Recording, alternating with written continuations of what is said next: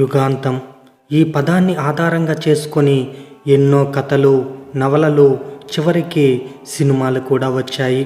ఇక పరిశోధనలకు లెక్కే లేదు. ఈ యుగాంతం విషయమై ధార్మిక వేద భూమిగా పేరొందిన భారతదేశంలో పరిశోధనలకు లెక్కే లేదు. లయకారకుడైన పరమేశ్వరుడి ఆదేశం మేరకు ఈ యుగాంతం అనే ప్రక్రియ జరుగుతుందని అందరూ చెబుతుంటారు. ఇక కలియుగం అంతం తర్వాత ఈ భూమండలంపై జీవం ఉండదని కొన్ని పురాణాల్లో పేర్కొనబడింది. ఒక్క భారతదేశంలోనే కాకుండా కలియుగానికి సంబంధించిన కథలు, పరిశోధనలు ఇతర దేశాల్లో కూడా ఉన్నాయి. ఇందుకు సంబంధించిన విషయాలపై అప్పుడప్పుడు కొన్ని సంఘటనలు కూడా జరుగుతూ ఉంటాయి. అలా కలియుగాన్ని 24 గంటల ముందే చెప్పే ఒక గుహాలయం అది భారతదేశంలోనే ఉంది. మీరు అక్కడికి చేరుకుంటే యుగాంతం గురించి ముందుగా తెలుసుకోవచ్చు. ఇందుకు సంబంధించిన పూర్తి వివరాలతో కూడిన కథనాన్ని ఈరోజుటి ఈ వీడియోలో చాలా క్లుప్తంగా వివరించడం జరుగుతుంది.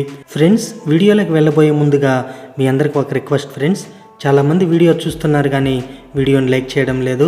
మీరు లైక్ చేయకపోతే నా వీడియోస్ మీకు నచ్చుతున్నాయా లేదా అన్నది నాకు అర్థం కాదన్నమాట. నచ్చితే లైక్ చేయండి ఫ్రెండ్స్. అలాగే మన మంచి మాటలు యూట్యూబ్ ఛానల్ని తప్పకుండా సబ్స్క్రైబ్ చేసుకోండి ఫ్రెండ్స్. ప్రస్తుతం మనం నివసిస్తున్నది కలియుగం. ఈ యుగం తర్వాత ఈ ప్రపంచం మొత్తం అంతమైపోతుందని భారత పురాణాలే కాకుండా ఇతర దేశాల్లోని చాలామంది వీటిని నమ్ముతున్నారు. శాస్త్రవేత్తలు కూడా చాలా ఏళ్లుగా ఈ విషయంపై పరిశోధనలు చేస్తున్నారు. భారత పురాణాలను అనుసరించి ఈ మొత్తం ప్రపంచాన్ని కృతయుగం, త్రేతాయుగం, ద్వాపరయుగం, కలియుగం అని విభజించారు.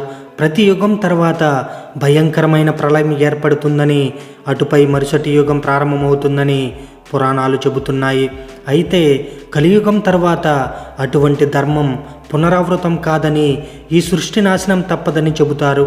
ఇక ఈ సృష్టి నాశనాన్ని ముందుగా తెలియజేసే కొన్ని ఘటనలు మనకు గోచరిస్తాయి. ఆ ఘటనల్లో చాలా వరకు దేవాలయాల్లోనే జరుగుతాయి.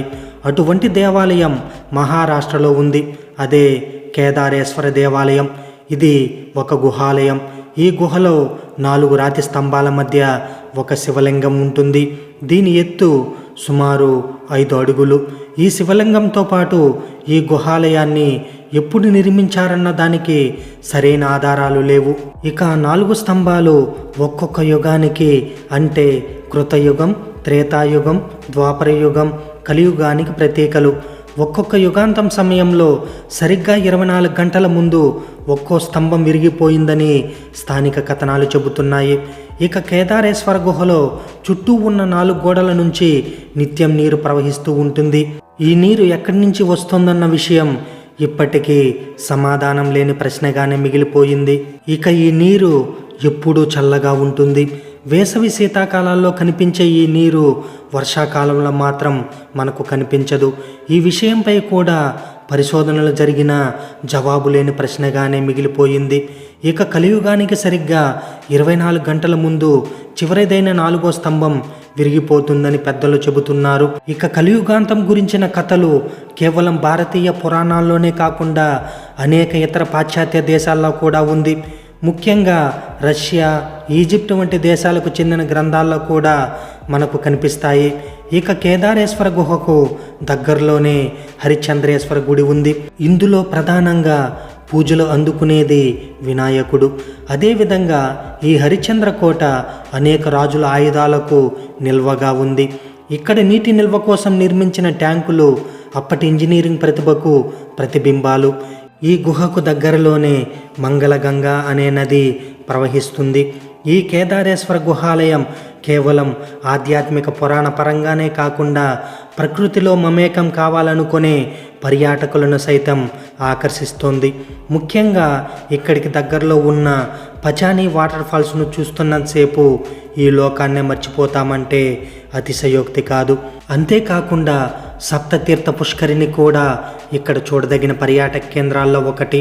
అదేవిధంగా ఇక్కడి తారామతి శిఖరంపై ఉన్న ఈ గుహాలయానికి చేరుకోవడానికి ఎక్కువ మంది ట్రెక్కింగ్ను ఎంచుకుంటారు. అందువల్ల వారాంతాల్లో ఇక్కడ ట్రెక్కింగ్ అంటే ఇష్టపడే యువత ఎక్కువ సంఖ్యలో కనిపిస్తారు. ప్రకృతి సోయగాల నడుమ నడుచుకుంటూ వెళ్ళడం మర్చిపోలేని అనుభూతిని మిగులుస్తుంది. మహారాష్ట్రలోని అహ్మద్నగర్ జిల్లాలోని హరిశ్చంద్రకోటలో కేదారేశ్వర గుహ ఉంది. అహ్మద్నగర్ నుంచి ఈ కేదారేశ్వర గుహకు 146 కిలోమీటర్ల దూరం ఉంటుంది. ప్రయాణ సమయం 3.48 గంటలు.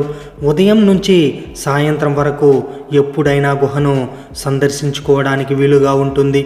ఫ్రెండ్స్, ఈ వీడియో కనుక మీకు నచ్చినట్లయితే మన మంచి మాటలు యూట్యూబ్ ఛానల్ని తప్పకుండా సబ్స్క్రైబ్ చేసుకోండి friends.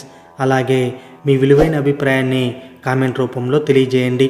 Thank you friends. Thanks for watching.